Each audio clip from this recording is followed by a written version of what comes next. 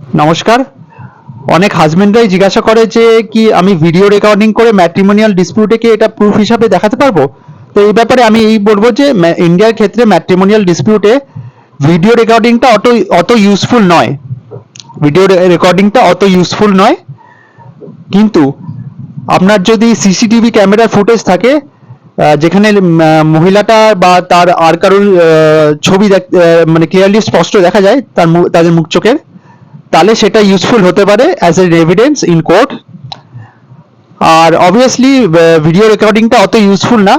Video recording থেকে আমি বলবো যে হাজবেন্ডদেরকে ম্যাট্রিমোনিয়াল ডিসপিউটের আগে, ইনিশিয়েট করার আগে, ম্যাট্রিমোনিয়াল ডিসপিউটটা ইনিশিয়েট হওয়ার আগে তাদেরকে একটা ভালো লিগ্যাল স্ট্র্যাটেজি ক্রিয়েট করা দরকার। সেই হিসেবে ম্যাট্রিমোনিয়াল ডিসপিউটের সময় সেই লিগ্যাল স্ট্র্যাটেজির অনুযায়ী তাদেরকে অ্যাক্ট করা উচিত।